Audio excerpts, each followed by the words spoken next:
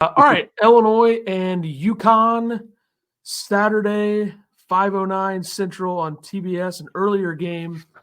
Illinois in a spot where they're kind of a house money team. Like you can lose this game and feel good about the season. I think either way you don't want to lose, but Right.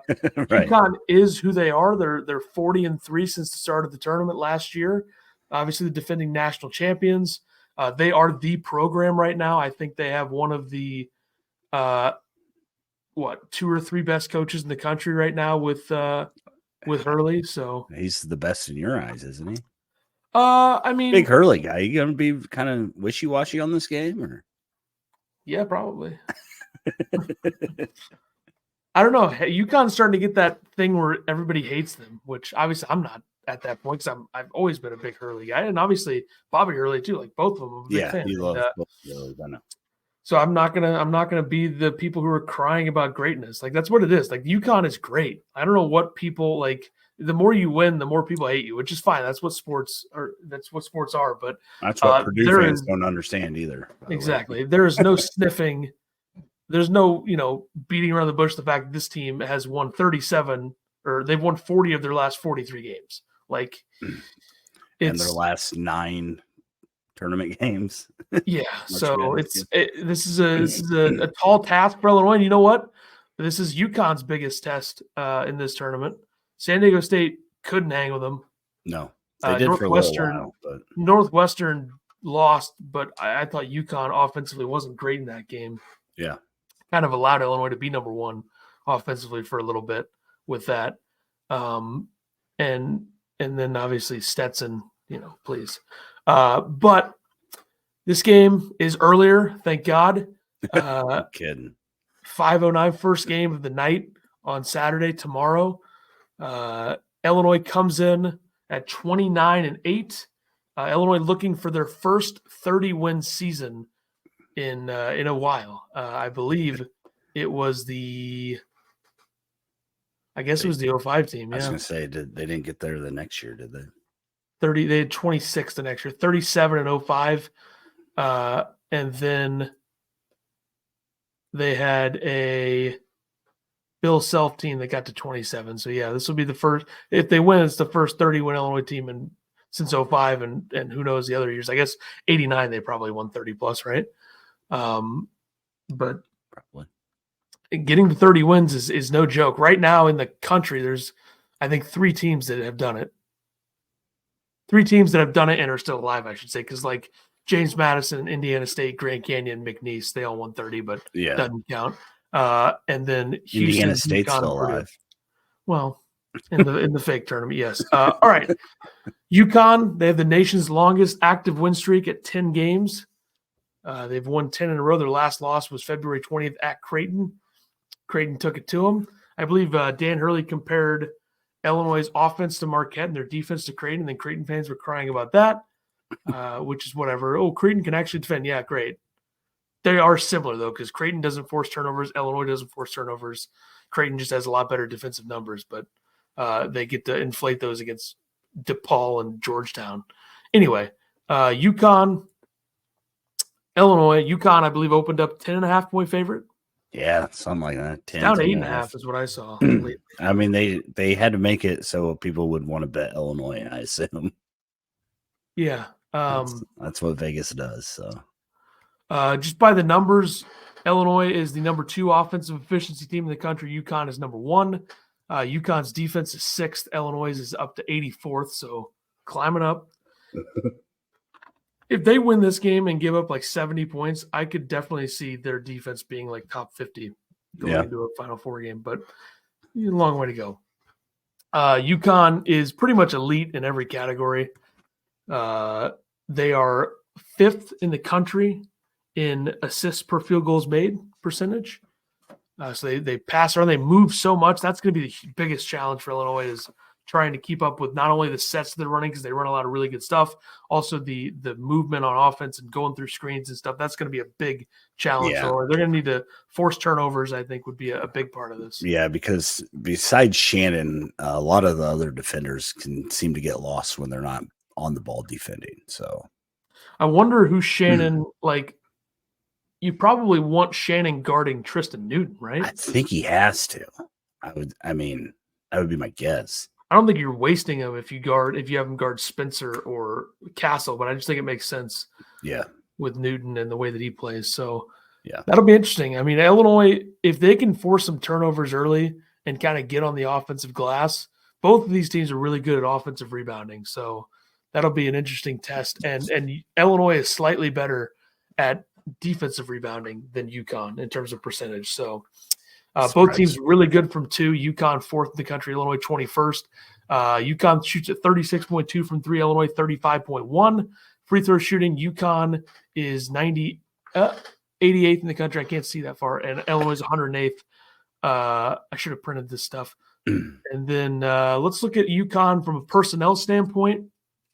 Their most frequent lineup over the past 5 games is their starting lineup, which is Tristan Newton at the 1, East Carolina transfer, All-American.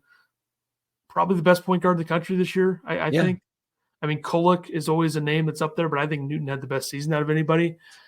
Cam Spencer, the 2, we're familiar with him. He was at Rutgers last year, and before that he was at it's a green team. They're green. I got you. Loyola, Maryland? Yep. Yeah.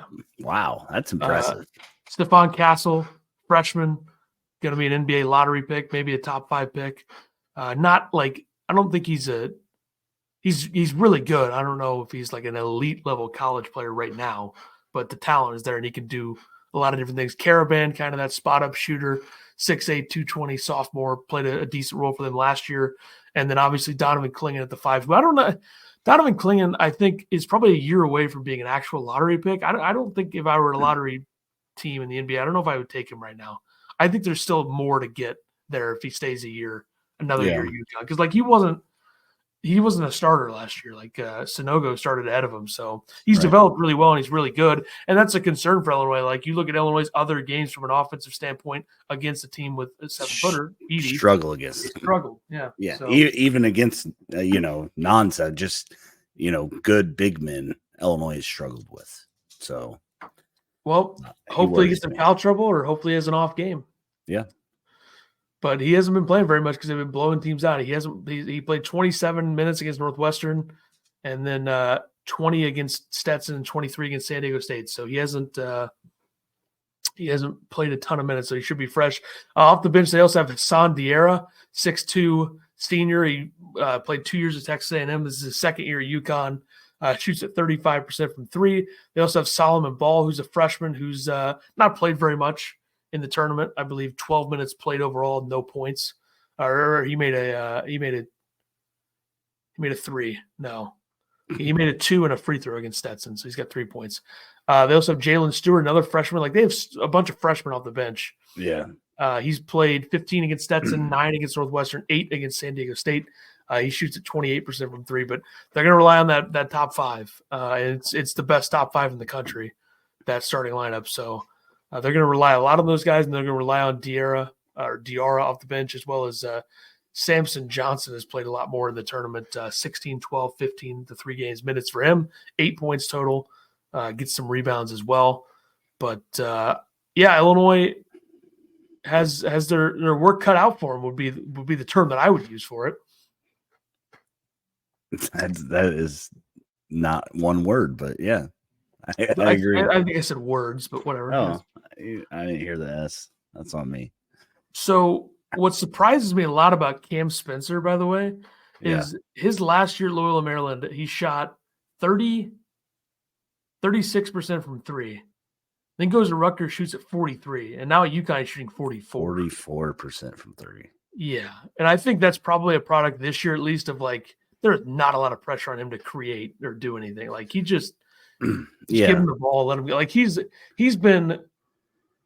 to be up there in terms of efficiency out of any guard / forward, whatever you want to call him. He kind of plays a hybrid 3-2 role for them. Yeah. But like efficiency, he is unbelievably efficient. Shoots at 92% from the free throw line. Shoots at 55% from 2, 44% from 3. So from 2 to 3 to free throws, that's 50, 40, 90. I mean, I think a lot of that is Hurley too. I mean, Hurley runs really good sets. He runs guys off screeners like crazy. Like you said, they move all the time. So getting a lot of open shots. Open shots are easier to hit than contested shots, I think. And if UConn fans want to turn this into a bulletin board material shit talk thing, I am not going to say anything bad about this UConn team because they are elite and very fun to watch. Like just the way they play. Like if UConn beats Illinois, I want UConn to win another one just because number one, I love when teams are hated. And number two, I'm tired of all these losers talking about my good friend Dan Hurley. I'm tired of it. Yeah, no, I really like this UConn team. I'm in the same boat as you. I do. I mean, if well, never mind. I'm not even going. Never mind.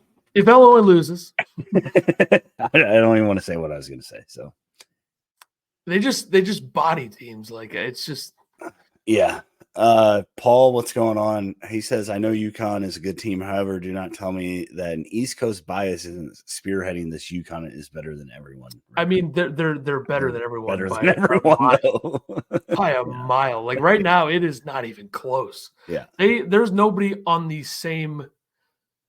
Like they're 2 tiers above everybody right now. Like you literally can't deny it. And the East Coast bias thing, whatever, fine. You want to make that up about it has nothing to do with this UConn team. They also won the national championship last year. Yeah. So Ronnie, what I was going to say is, if Illinois loses this game, I want to see UConn Purdue. That was my pick. That would be my That's mine too. I picked Purdue. So same. Go Big Ten, I guess. I don't know. I don't really want it to happen. I just didn't want that out in the open. You guys don't clip that or anything. So well, I'm going to clip this entire thing and upload it to YouTube. But yeah. Shidewinder said, did we touch on DGL claiming he's sticking around? We did not. He did tweet out, said he wasn't going anywhere. He played some good minutes defensively last night. He had maybe one foul that was way too far away from the basket. But yeah, DGL, I think guys like playing for Brad, especially guys. I think DGL has a mentality to play for him too. You know what else helps? What? Winning. That's true. That's true. Did you see that Damas called Brad soft today? Yeah, I did. Yeah. Well, it wasn't he was saying soft on the inside. I know.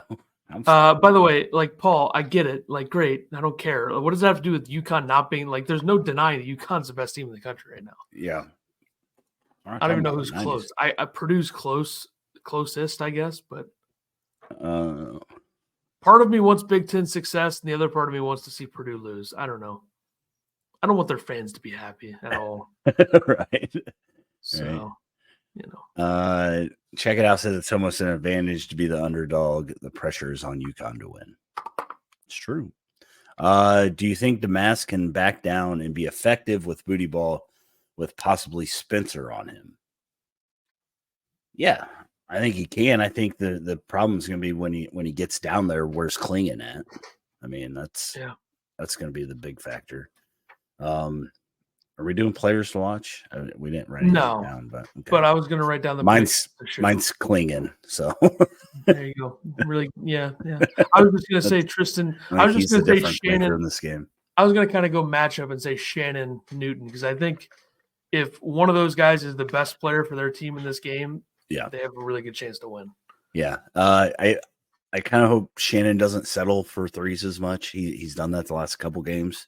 I'd like to see him get inside, maybe draw a foul. They weren't calling him last night when he was getting inside, but I think a big reason why Shannon was settling for threes last night was not only were they giving it to him, like he was open a lot. Yeah. In the way Iowa State plays defense, but he made 3 early ones. Yeah. So that probably contributes to that. Check it out. It says lots of giggles in the post-game press conference. There's lots tighten of it up, boys. Today. Tighten it up. I love it. Loose and free. No, tighten it up. That's enough. Is this like UConn's very rigid and Illinois is very loose type situation? Because Hurley is pissed when you're up 40 at halftime against Stetson, and Brad Underwood's like, just worry about pushing in chairs, boys, and let me spray you in the face with some super soakers. It's a different way to coach, Yeah. Hey, Illinois deserves to have a little fun. It's been a long ride. So sure. Does the winner of this game win the Natty? I don't know if Yeah. I'd take that bet, but I'll say yes. I still don't think Illinois is going to win a national championship. Yeah. I hope. I hope they do. Yeah. It depends on how much profiles matter, because they don't really fit the profile of a national champion. But there's always times where teams win it and they don't fit the profile. But right. I would And say the thing, UConn 2014 is a good example of that. Yeah, Illinois' defense can be really good, but the numbers seem to say that it's not, and that's where you wonder if they were getting kind of bodied in the second half early against Iowa State. Iowa State was getting out and running more too. Got to get back on defense, fellas. Yep. Do you think DeMass matches up better with UConn? Will he be able to get booted? Did I read that already? Am I crazy? Not with missing those many free throws. That's right, Carly. Can't miss free throws. Can't miss those many. Those many. What's your prediction for this game? I mean, I'm gonna say that Illinois wins because we can't say they're gonna lose. Come on. I am. You would. I'm evaluating from a basketball perspective. Illinois wins 78-76. Go ahead, evaluator. Yeah, I'm going to go.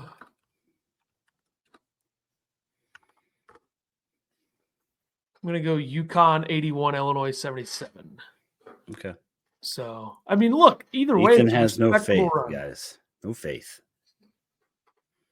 UConn fans might see this video, so I don't want them to attack me for no reason. But if they do, go ahead. I don't care. Whatever. We're not a everybody podcast. We're an Illinois podcast. Okay, yeah, we both picked against them in certain spots, and we always almost make the same prediction. So maybe if we change it up, who knows? One of us is right, one of us is wrong. Maybe that's a good thing. Either way, I have been dying for the Illinois UConn matchup this entire time, so I'm very happy that we actually get to see it. I feel like this was the most popular Elite Eight pick in brackets for Illinois UConn. So really, I thought a lot of people had Iowa State winning. I feel like I saw a lot of Illinois UConn. It could be. I mean, 30% Illinois 30% of the brackets. Okay. Had Illinois, and then you take away however many had UConn. There's probably at least like 60%, right? I don't know. Yeah. Whatever. Let's hear your armchair strategy for the Illini. Speaking of armchair, armchairillini.com. We have a doc. Shout out to them. Yeah, it's all good. There's some portal stuff going around. They have some stuff on there about the portal. We won't be talking about that until much later, but if you guys want to go check them out.